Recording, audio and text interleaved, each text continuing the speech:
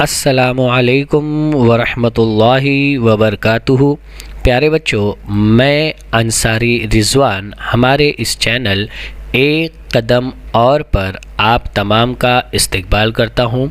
آج ہم standard 10 science second کا سبق نمبر 8 خلویات اور حیاتی ٹیکنالوجی اسے مکمل کریں گے انشاءاللہ تعالی۔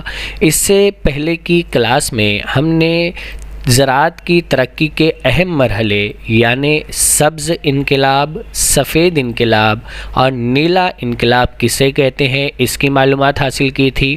آج کے اس آخری لیکچر میں ہم انشاءاللہ کھاد اور اس کی قسمیں، حشرات کش سے کیا مراد ہے، نامیاتی کاشتکاری اور ادویاتی کاشتکاری کیا ہے، شہد کی مکھی پالن اور پھلوں کی صنعت، انشاءاللہ تعالی یہ تمام چیزیں آج کے اس لیکچر میں ہم سیکھنے والے ہیں۔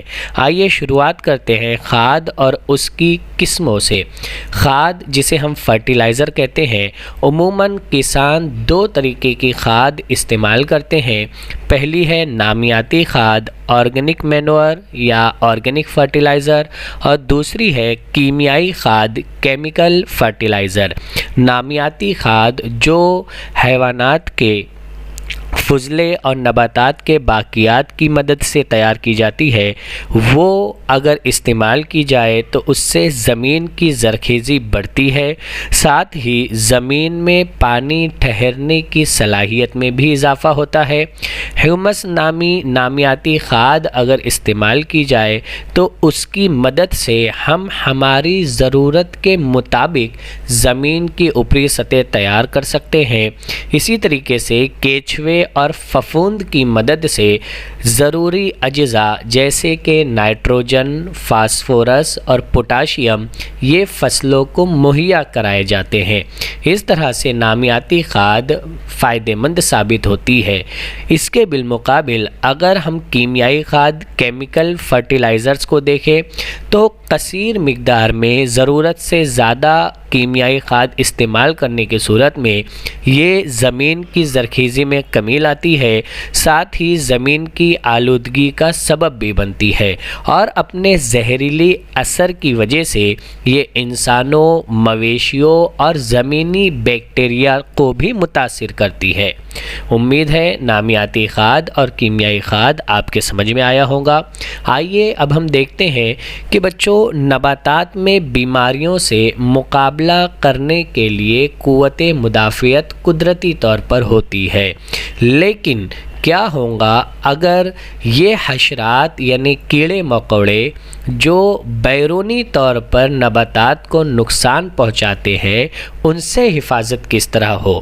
قدرتی طریقہ اس کا یہ ہے کہ قدرت نے ایسے جاندار بنائے ہیں جیسے مینڈک اور حشرات خور یعنی کیڑے مکوڑے کھانے والے پرندے، جو ان کیڑوں مکوڑوں کو بطور غذا استعمال کرتے ہیں اور ان کے ذریعے سے ہونے والی فصلوں کے نقصان کو بچانے میں مددگار ہوتے ہیں۔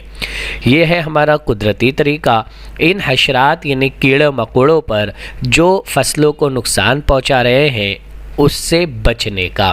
اس کے بالمقابل اگر ہم مصنوعی طریقہ دیکھیں تو مصنوعی طریقے میں حشرات کش ادویات یعنی انسیکٹی سائڈز کا استعمال کیا جاتا ہے، جہاں کسان فصلوں کی حفاظت کے لیے اور پیداوار میں اضافے کے لیے صرف قدرتی طریقے پر اکتفا نہیں کرتے، یعنی حشرات کے اوپر جو قدرتی طریقے سے قابو پایا گیا ہے مینڈک کے ذریعے اور پرندوں کے ذریعے جو ان کیڑوں مکوڑوں کو اپنی غذا کے طور پر استعمال کرتے ہیں، کسان صرف اس قدرتی طریقے پر اکتفا نہیں کرتے بلکہ وہ اس کے اوپر یعنی اپنی فصلوں کے اوپر حشرات کو ختم کرنے کے لیے حشرات کش ادویات کا استعمال کرتے ہیں۔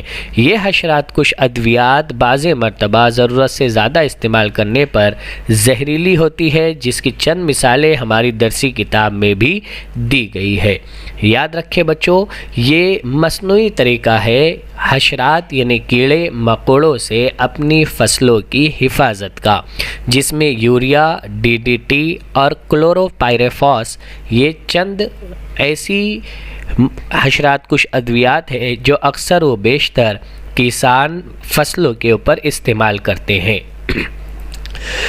اس طرح سے بچوں زیادہ سے زیادہ پیداوار حاصل کرنے اور زیادہ سے زیادہ منافع کمانے کے لیے کسان زراعت میں کیمیائی کھاد اور حشرات کش ادویات کا بیجا استعمال کرتے ہیں، لیکن ہم جانتے ہیں کہ یہ حشرات کش ادویات اور کیمیائی کھاد اپنی زہریلی خاصیت کی وجہ سے نہ صرف زمین، پانی اور دیگر جانداروں کو بلکہ ہم انسانوں کو بھی یہ متاثر کرتی ہے۔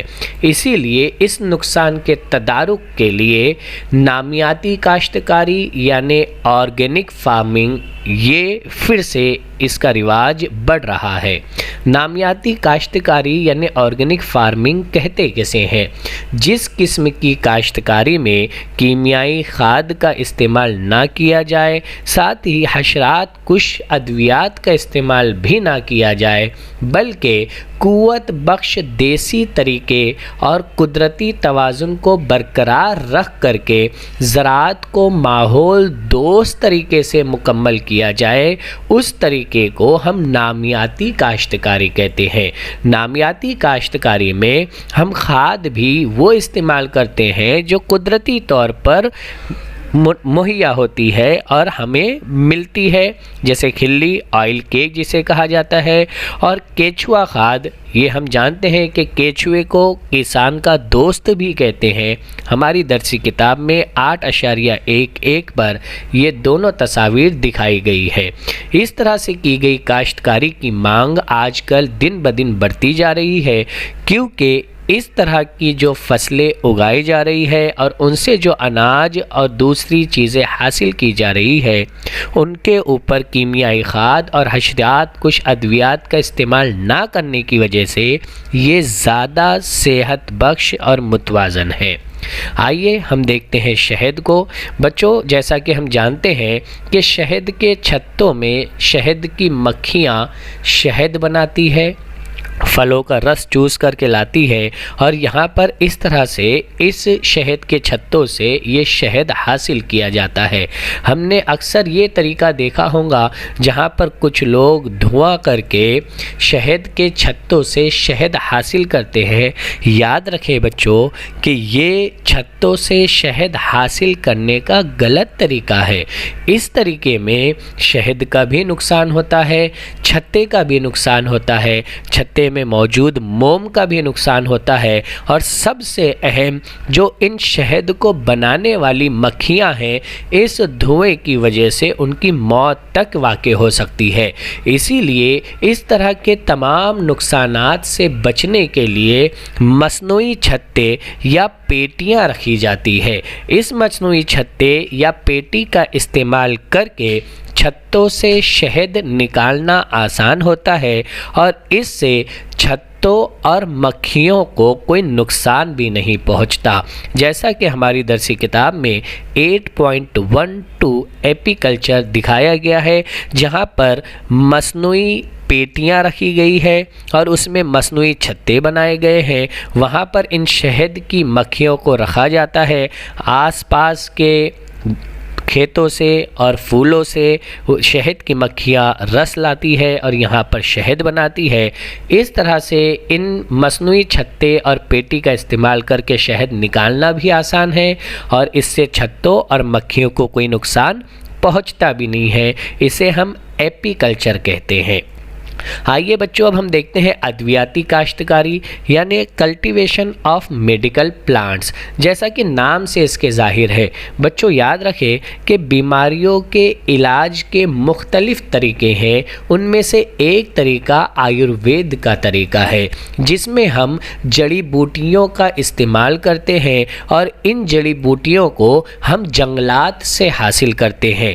لیکن ہم جانتے ہیں کہ وقت کے ساتھ ساتھ ان جنگلات کی کٹائی ہو رہی ہے، ایسے صورت میں ان جڑی بوٹیوں کو ہم کس طرح سے محفوظ رکھیں، اور ہم مستقبل میں اگر اسی طرح جنگلات کی کٹائی ہوتی رہے تو ان جڑی بوٹیوں کو کہاں سے حاصل کیا جائے۔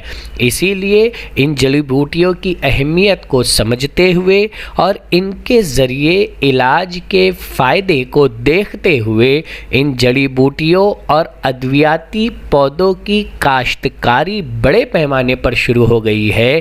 اسے ہی ہم ادویاتی کاشتکاری یعنی کلٹیویشن آف میڈیکل پلانٹس کہتے ہیں۔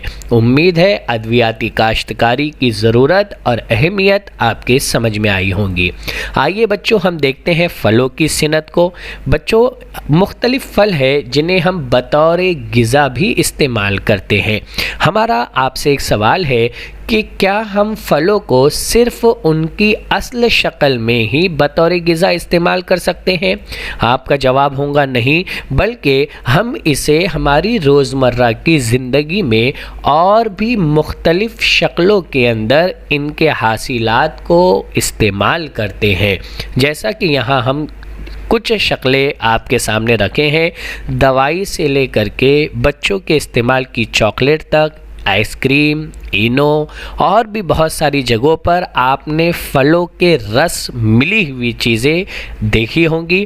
بچوں اسی لیے پھلوں کی صنعت کو فروغ دیا گیا، جہاں پر ان پھلوں کو اور ان کے ذریعے حاصلات کو یعنی ان کے ذریعے تیار کیے گئے مختلف رس کو اور جس میں یہ رس ملائے جاتے ہیں ان کو لمبے عرصے تک محفوظ رکھنے کے مختلف طریقے استعمال کیے جاتے ہیں، جیسے کہ خشک کرنا، نمکیانا یا شکر ملا کر کے اسے محفوظ کرنا، منجمد کرنا یا اسے جما دینا، ہوا بند پیکنگ، ایئر ٹائٹ پیکنگ کے ذریعے سے، یا پھر پھلوں کا مربع ہم نے سنا ہوگا، مربع اسے بنا لینا، یا اگر مختصر عرصے کے لیے اسے محفوظ کرنا ہے تو سرد خانے یا کولڈ اسٹوریج کا استعمال کر کے ہم پھل اور اس سے بننے والے کئی حاصلات کو لمبے عرصے تک محفوظ رکھ سکتے ہیں۔